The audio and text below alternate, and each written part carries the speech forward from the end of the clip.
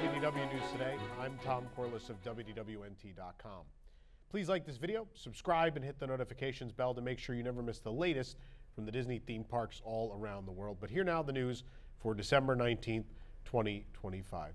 I see this is in the script. I'm just going to go off script because we knew this person very well. But as you probably heard yesterday, we learned that former Imagineer Eddie Sotto, known for his work mostly on Disneyland Paris and Tokyo Disneyland, but so much of the Disney parks we know and love, sadly passed away earlier in the week. Eddie, I had the tremendous privilege of getting to interview Eddie several times. He's so giving with his time, and what I really treasure is before and after those interviews, we would just kind of talk shop, you know, I'd ask Eddie about, of course, a million things from the past at Disney parks, and Eddie would ask about what's going on with current events, and we just kind of bounce back and forth, and I will always treasure that.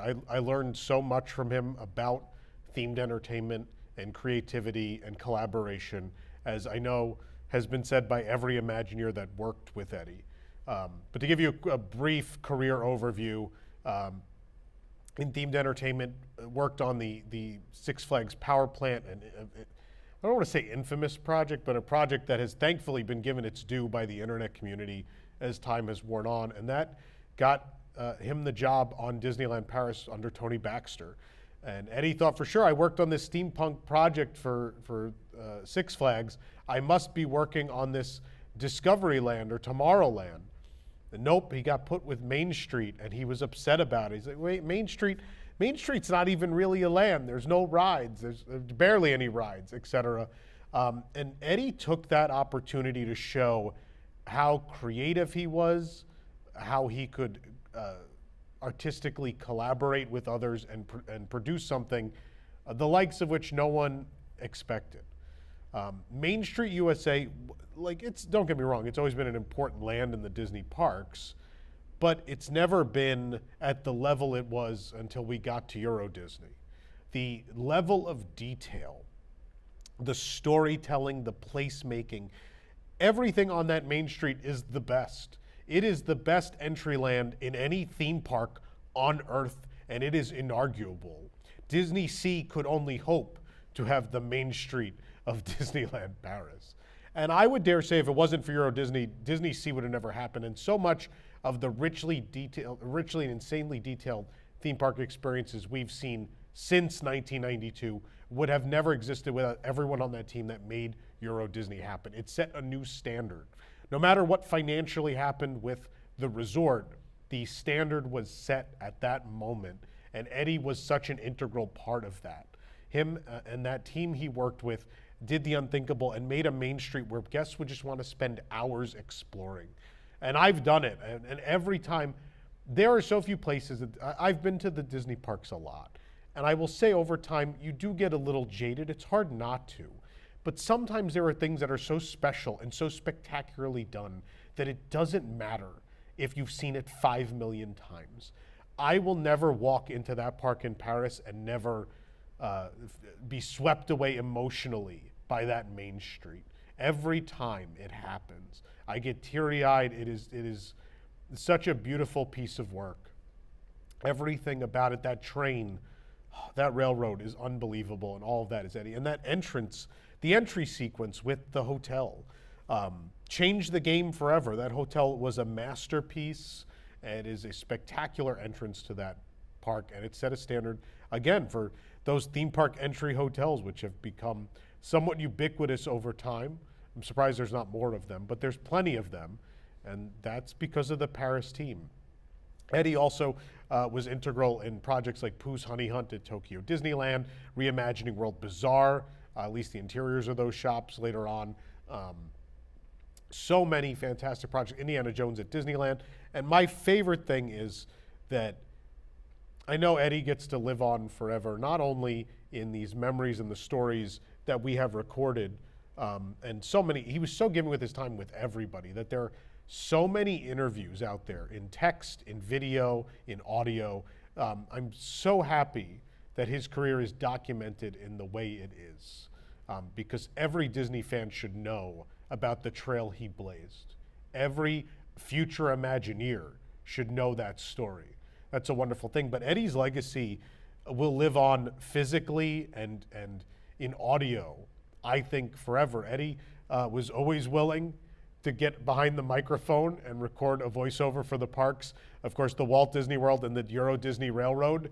That's his voice at the station. He's in the Main Street windows in Paris and at Disneyland. He is Shrunken Ned in Adventureland at Disneyland. And so to have Eddie's voice still ringing through the parks, and I would hope those will stand the test of time and last forever.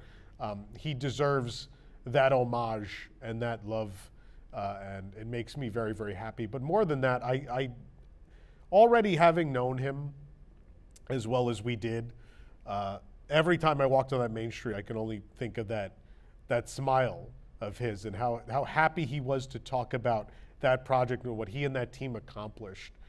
That incredible source of pride, and knowing, you know, when he was handed that project again, he's like, I got Main Street? And what he took that assignment and turned it into to make it, honestly, maybe the highlight of what is one of the best theme parks ever made. Speaks to the creativity, the leadership, the collaboration, and the magic that was Eddie Sotto.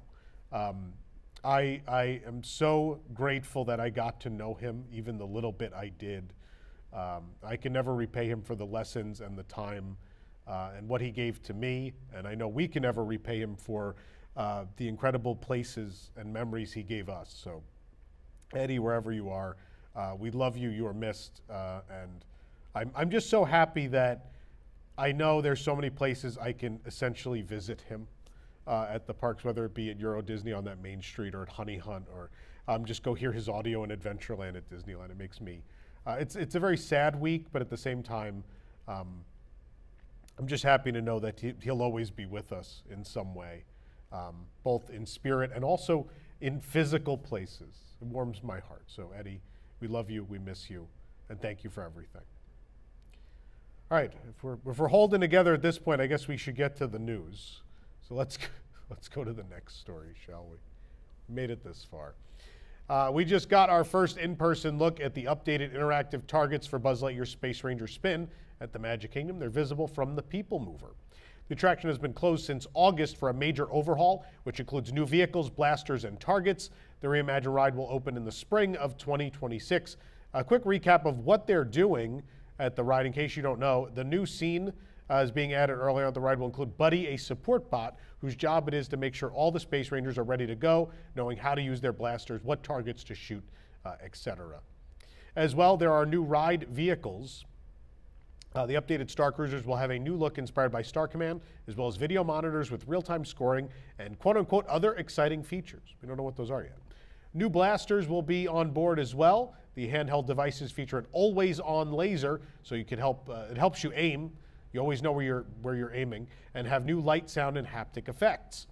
The old Z targets have been replaced and updated. They're now screen-based. They interact with the blasters, so each hit triggers a lighting effect and more. Further interactivity was teased. We'll have to wait and see what that is when this opens in the spring. I'm excited about this. This ride was pretty run down. It's good to see. But on the PeopleMover, what you can see is targets illuminated. Obviously, the old targets didn't light up, so we know these are the new ones. So maybe they're getting close. I know spring, a very loose interpretation in the theme park world of what spring means. So I don't know. Maybe we're only a couple weeks away from riding Buzz Lightyear again. One of the bubble-blowing trash cans at Walt Disney World Resort has received a name tag for its efforts, as if it's alive. We spotted Bubbly rolling down Main Street, blowing bubbles while being officially recognized as a cast member. The name is readable on a sticker in the shape of an oversized cast member name tag. The name is clearly a reference to Wally, of course. At the bottom of the name tag, it has Magic Kingdom custodial text. That's the department he belongs to, or they belong to. I don't know what the trash can is. I have no idea. But either way, an important part of the magic. Kids love it. Simple, weird things like this will always work. It's part of the magic. A new face painting kiosk has opened at Magic Kingdom, replacing the Storybook Circus and Tomorrowland face painting locations. Face painting has moved again to Adventureland, taking over the former Agrabah Bazaar next to the Aladdin and Jasmine meet and greet. A sign in front of the space advertises some of the options, but the painters will also have lookbooks for guests to peruse with more options. There are tall chairs for guests to sit in while the cast members paint them. The Agrabah Bazaar was a gift shop that never reopened following the COVID-19 shutdown in 2020. There are still elements of the gift shop there, like the unused shelves and cash wraps. The space has gone largely unused for the last 5 years. It was a seating area kind of for Aloha Isle for a bit, at Sunshine Tree Terrace, if you can make the walk. But either way, the Tomorrowland and Storybook Circus face painting locations are now gone. The Tomorrowland location had been near Space Mountain for a long time in the former, the awning of the former Skyway building. The Storybook Circus location only opened about a year ago, replacing a former merchandise kiosk that had closed, again with COVID. Cast members confirmed to us, though, the Adventureland move is permanent. Makes sense. This is a big, empty, permanent space. So I think this makes sense. It feels like it belongs here. This program is brought to you by our official travel agent sponsor, Be Our Guest Vacations. Your dream vacation begins with Be Our Guest and their concierge team of expert vacation planners. Head on over to wwnt.travel and their team will design your next magical vacation, from the Walt Disney World and Disneyland Resorts to Disney Cruise Line to Adventures by Disney and more. And the best part is their concierge services are 100% free. So book today. A brand new Adventureland t-shirt featuring the Orange Bird and the Sunshine Tree Terrace has debuted at Disney World. We spotted it at Disney Style at Disney Springs, but we assume it'll be at the Magic Kingdom too at some point. But the Orange Bird Adventureland adult t-shirt is $34.99, and I desperately need one. It's very cute. The Voices of Liberty will perform Echo sets at EPCOT this Christmas Eve, the first time they've done so since 2019. During an Echo set, some performers stand on the ground floor of the American Adventure Rotunda, as usual, but other performers go up on the second floor balcony, amplifying the music. Of course, that rotunda made to amplify their sound to begin with. The Voice of Liberty used to regularly perform Echo sets for different holidays. A Voice of Liberty tenor Ian Patrick Gibbs said on Instagram that Echo sets will return on Christmas Eve, so that's the official word. The set times are 11:15, 12 p.m., 12:45 p.m., 1:30, 2:15, 3 p.m., and 3:45 p.m. Of course, the Voice of Liberty become Dickens-style carolers during the holiday season. This is one of my favorite things. I love this so much. You can watch videos of this here on our channel. I call it, you know, they do fireworks at the Magic Kingdom, and they add, for the holiday shows, they add perimeter fireworks. I call this Voices of Liberty with perimeters because you added the extra performers. It's a wonderful thing. Highly, if you're going to be there, or if you're not, if you can make a special trip, highly recommend it. What is already one of the most quintessential entertainment acts at any Disney park in the world becomes even better. Disney fine artist Tim Rogerson revealed his official poster for the 2026 EPCOT International Festival of the Arts. Of course, they've done an official poster every year since year one for this event. Rogerson has participated in every single event, and its precursor, of course, the Festival of the Masters, which was at Downtown Disney. Rogerson said his goal with the new poster was to take all that love, all that energy, and all those colors from the festivals over the year and put it into one design, which he calls One Colorful Spark. The poster depicts Figment splashing paint atop Spaceship Earth. He holds a paintbrush in one hand and a painter's palette in the other. You can view his post on Instagram about it, but this will be available at the festival, which runs January 16th through February 23rd, and he will be near the Mexico Pavilion from 3 p.m. to 7 p.m. if you want to get those posters signed. I'm sure they're going to sell nicer versions of it too. Not that anything wrong with a poster, but I'm sure this will be available in many different forms. World Showcase travelers may notice some new pavement on their journey, as Disney recently installed it between the Mexico Pavilion and Norway. As you walk between Mexico and Norway, you'll see a row of new patterned walkway slabs. The geometric Mayan design seemingly lets you know you have now crossed into a different pavilion. The pattern shows a maze or swirl design in the center with 4 quadrants and zigzags separating them from one another. On the outer perimeter of the design is a row of pyramid or stair-inspired patterns with a small hook loop on the right side of each image. The stair shape is reminiscent of the Mexico Pavilion's iconic pyramid, of course. It appears as if the new pattern slabs may be replacing the concrete or brick slabs currently dividing the areas around World Showcase. This is pretty cool. I don't know how this is going to all turn out, but I'm intrigued. 2 new pieces of Rose and Crown branded apparel have arrived at the United Kingdom Pavilion in EPCOT. I just read Rose and Crown, so I expected Eric Morton to burst through the wall like the Kool-Aid Man, but it didn't happen. This hoodie and t-shirt replaced 2 older designs. The new hoodie is $69.99. The new t-shirt is $36.99. Both these items available in the Sportsman shop just across the way from the Rose and Crown at the UK Pavilion in Epcot. 2025 EPCOT International Festival of the Holidays merchandise featuring Figment is now 30% off. The merchandise was released just 3 weeks ago when the festival kicked off the day after Thanksgiving. The merchandise is available at Creation Shop, Communicore Hall, and kiosks throughout the park. This includes the Figment Loungefly purse, the throw blanket, the Spirit jersey and mug, as well as the Figment sweater, ear headband, Figment plush ornament, and pass holder t-shirt. Pins and the map for Olaf's Holiday Traditions Expedition Scavenger Hunt are excluded from the sale. Additional discounts do apply, though, including annual pass holder and DVC, so keep that in mind. But if you want some wonderful Figment merch, I paid full price for all of this. I should have waited. Either way, the festival's not over yet. It runs through December 30th, but the merchandise will only be there while supplies last, and probably is already selling out. Walt Disney Imagineering filed a new permit for the installation of set elements at Rock and Roller Coaster. The Disney's Hollywood Studios ride is being reimagined as a Muppets experience, of course. The notice of commencement contracts frequent Disney collaborator Mecca Productions to install set elements at 850 Sunset Boulevard, the address of Rock and Roller Coaster starring Aerosmith. The permit expires in 1 year. Disney also recently contracted Mecca to install sets for the retheming of Dinosaur into Indiana Jones. We learned earlier this month that Rock and Roller Coaster starring Aerosmith will close in the spring. It'll close at the beginning of March. And Rock and Roller Coaster starring the Muppets will open in the summer. The ride's pre-show has already been boarded up, so construction is already underway inside. So what's left of Rock and Roller Coaster starring Aerosmith is running for now until the beginning of March, I think March 1st, and then that's it. If you want to remember Rock and Roller Coaster, I'll give you a little tease. We are putting together an event reuniting the Imagineers and more who brought that attraction to life. It's going to take place on February 27th. More details are to come on that, so stay tuned. Crew members are removing the brick cornices from the MuppetVision 3D theater at Hollywood Studios, which of course will become a new Monsters, Inc. experience. Crews have been focused on removing minor theming elements from the theater for the past few weeks. On Friday morning, we saw a pair of crew members in a lift working at the edge of the roof next to the clock tower. They were removing the decorative brick cornices from below the roof. In the photo here, you could see 3 of the elements missing.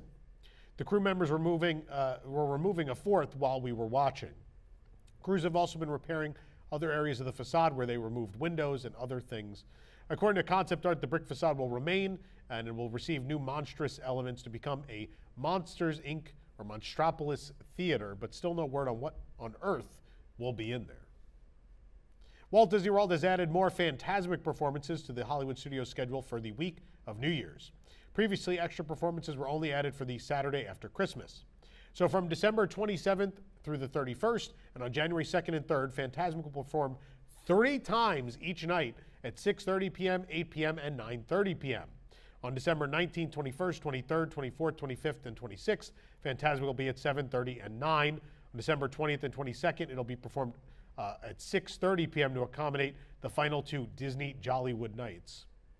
On New Year's Day, Fantasmic will perform at 8 p.m. and 9:30 p.m. For the rest of January, Fantasmic will perform only once at 9:30 p.m. on most evenings and 8 p.m. at least on January 7th alone.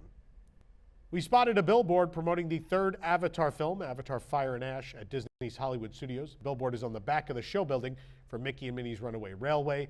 Of course, this has been a rich tradition since the park opened, putting billboards advertising the latest Disney films on the back of this building and throughout the park. So the tradition continues, even though Hollywood Studios is no longer a working studio. A themed block decal has been installed on the back of the entrance of the new Toy Story Land snack kiosk at Hollywood Studios. The kiosk seems near complete, with crews installing plants, creating a queue, and pouring concrete. Between the privacy hedges, we can see steel queue markers, likely for guests ordering their snacks. They're placed in front of the snack stand.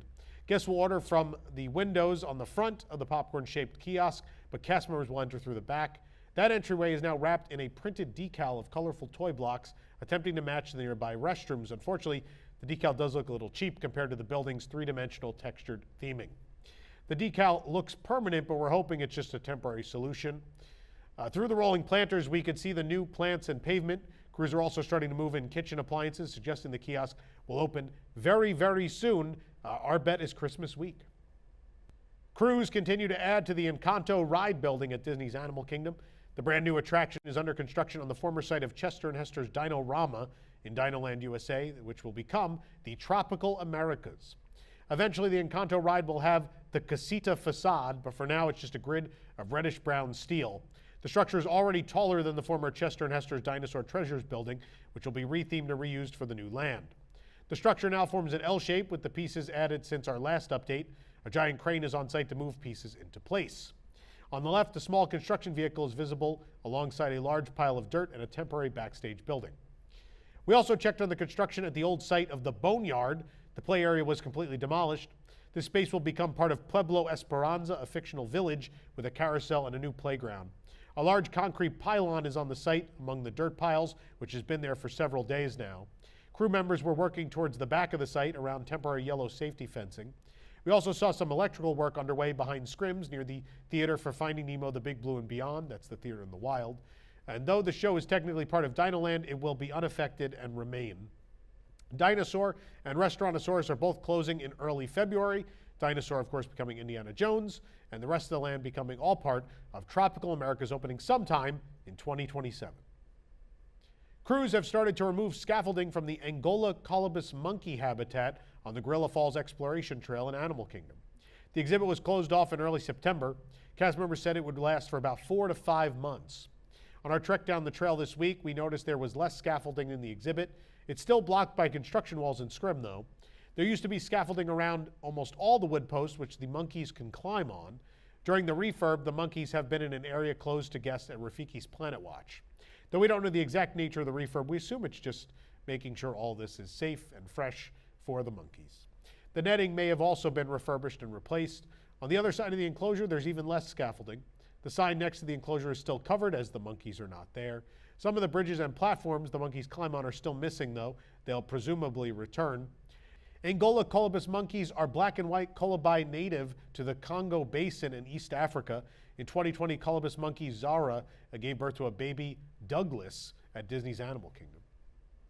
As part of the ongoing resort and infrastructure developments around the Polynesian Village Resort, a new guard shack has been completely constructed and is now fully operational for guests entering the resort parking lot. We first sighted the guard shack construction back in September. The completed guard shack matches the theming seen on the porte cochere at the Great Ceremonial House at the resort and the visual style throughout. The guard shack received a Christmas wreath overnight because it's open and it's Christmas.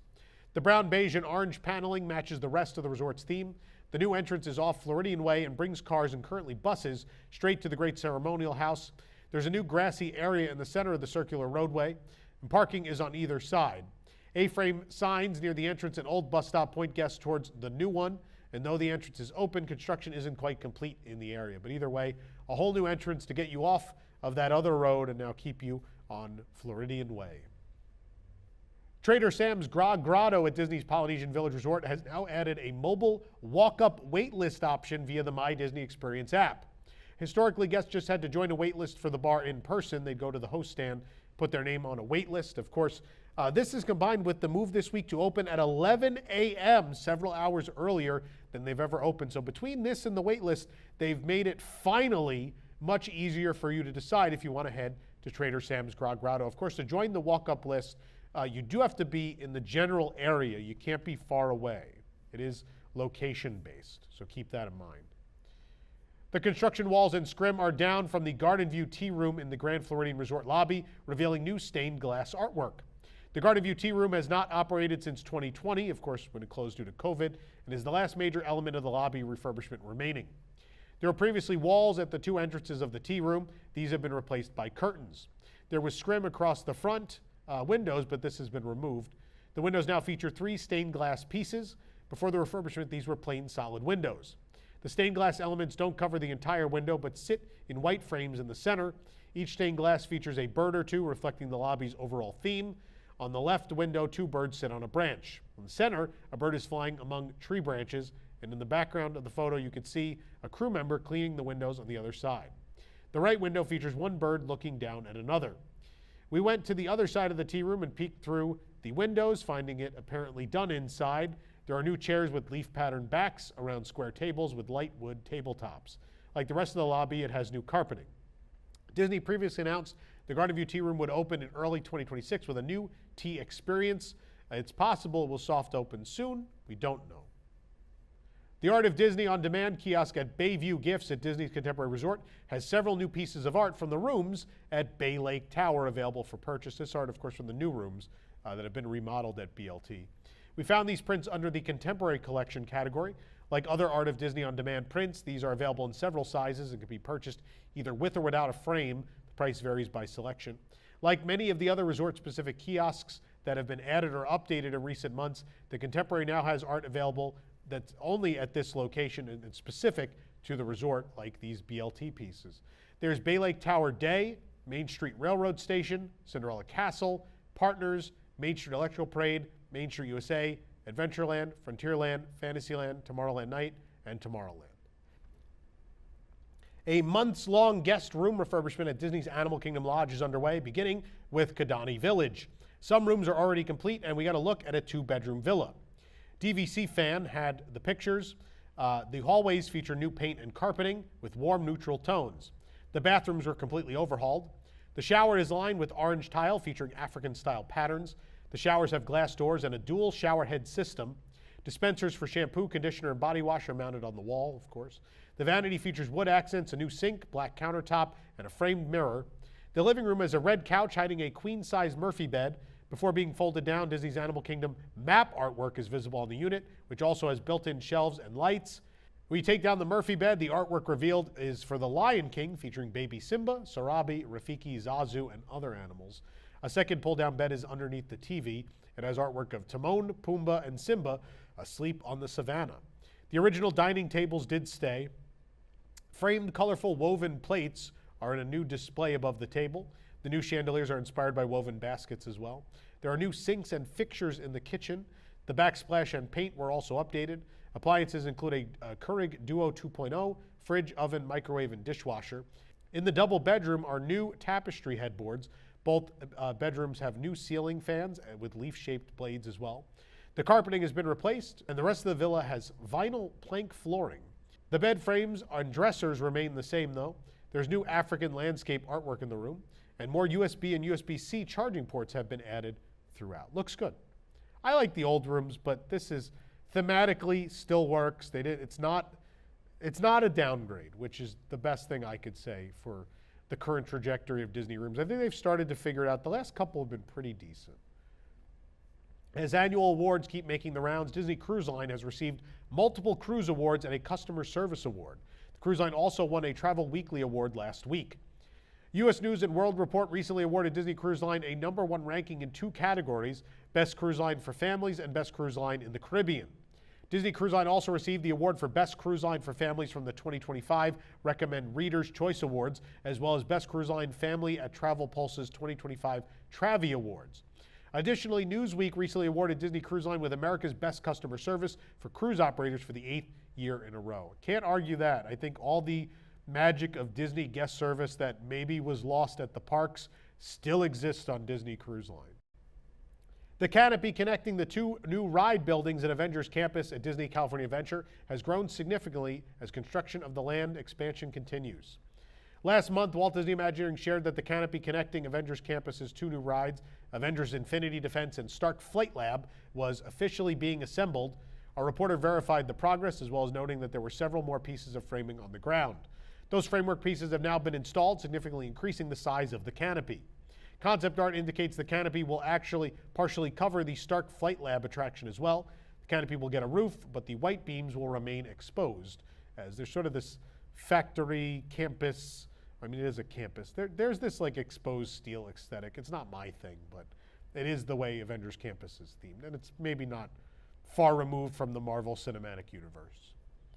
The Santa Sulley popcorn bucket that arrived at Disney World and on Disney Store earlier this season is now available at Disneyland Resort, where it is a re-release from last year. The bucket comes with popcorn at the time of purchase. They're available at select popcorn carts throughout the Disneyland Resort only while supplies last. Tokyo Disney Resort announced more details of the Tokyo Disney Sea 25th Sparkling Jubilee, celebrating 25 years of the sea-themed park. Announced earlier this year, the event will run from April 15th of 2026 through March 31st of 2027. Joining previously announced entertainment are details of food, souvenirs, and a gala. For the first time in about 12 years, Waterfront Park and American Waterfront will present entertainment in the form of a stage show, Dance the Globe. This actually begins on January 14th, and Mickey will invite his friends to celebrate rich cultures and vibrant entertainment with a festival to showcase a variety of dance and music styles from countries near and far. The show will be performed 2 to 4 times a day. It is 25 minutes long.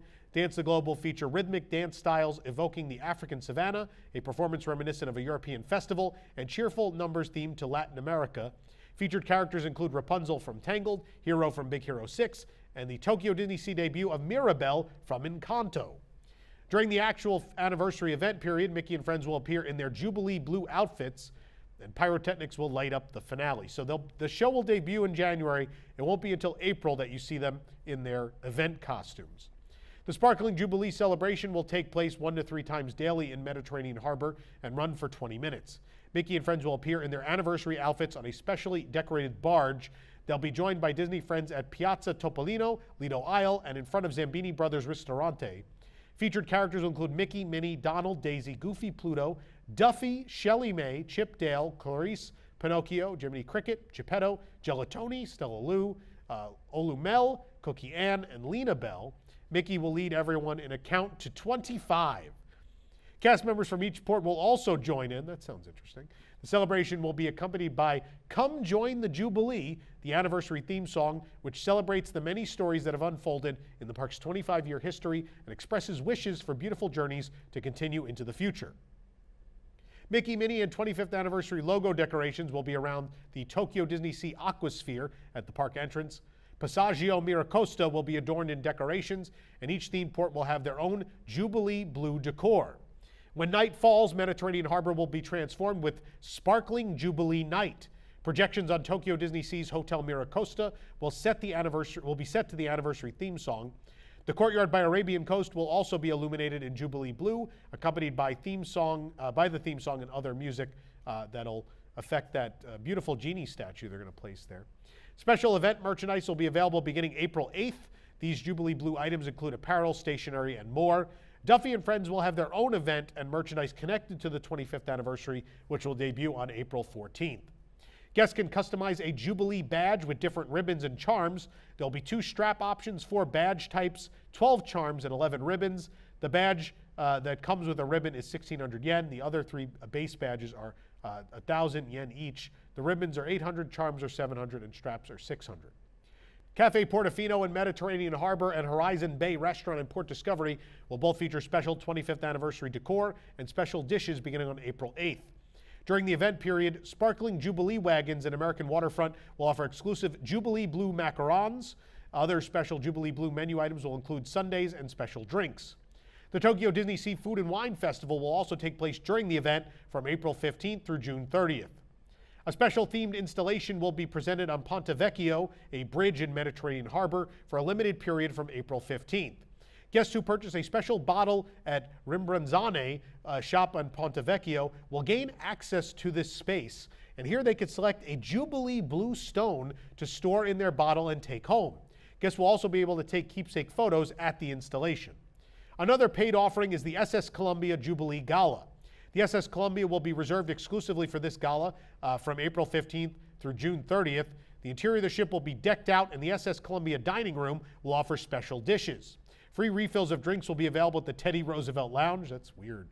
The gala will also include exclusive merchandise and photo ops. It's weird from Japan. A special anniversary map will be available as well. You can see the cover here with the words Sparkling Jubilee and 25, along with the Tokyo Disney Sea and Mickey Mouse and his anniversary costume. Pictured here is the inside of the map, which has more info on food, merchandise, and more. This is a big deal because the Today guides went away. There were paper guides you can get in English, Japanese, and other languages that were available. Everyone there and all guests very sad to no longer have that free souvenir. It is super cool that they're kind of bringing it back for this event. Guests entering Tokyo Disney Resort will also be greeted by cast members wearing new Jubilee Blue name tags. Guests will have the opportunity to receive commemorative stickers and detailed leaflets as well. And cast members in each port will carry unique Jubilee Blue flags to wave to celebrate the event. You can take pictures with them too if you'd like. A special 2-day vacation package will include a meet and greet with characters in their anniversary outfits and a meal at Magellan's. Select plans will include show viewing tickets for Dance the Globe. Exclusive original merchandise will be available through plans at Tokyo Disney Resort official hotels as well. Guests who stay with one of these plans will receive a 25th anniversary vanity pouch. Meanwhile, Hotel Miracosta and Fantasy Springs Hotel will both have spaces adorned with 25th decorations. Guest rooms will offer 2 distinct postcards with special designs, and guests will have the opportunity to purchase a card key and key case set with anniversary designs as well. Select Disney hotel restaurants will have special menus too. The Disney Resort Line monorail will feature the Tokyo Disney Sea 25th Sparkling Jubilee Liner monorail with special designs and decorations. Limited period day passes with an anniversary design and souvenir medallions will be available as well. Those are pressed pennies. They call them souvenir medallions. So excited for the 25th, of course. We're doing our Tom Corliss It's Better in Tokyo tour, which is completely sold out. So congratulations to those of you coming. Can't wait. It's going to be a great time. And we're going to be there for the kickoff of this event, which is very, very exciting. For the absolute latest on these stories and all that didn't make it into today's show, be sure to check WDWNT.com and follow us on all your favorite social media platforms. You can support the entire team behind this show and others by joining the WDWNT Interglobe Society at patreon.com/WDWNT. Get access to exclusive content, discounted show and event tickets, and more. Special shout out to our WIGS members who make the show possible each and every week. For the worldwide leader in Disney Parks news, this is Tom Corliss saying enjoy the rest of your today and have a great, big, beautiful tomorrow.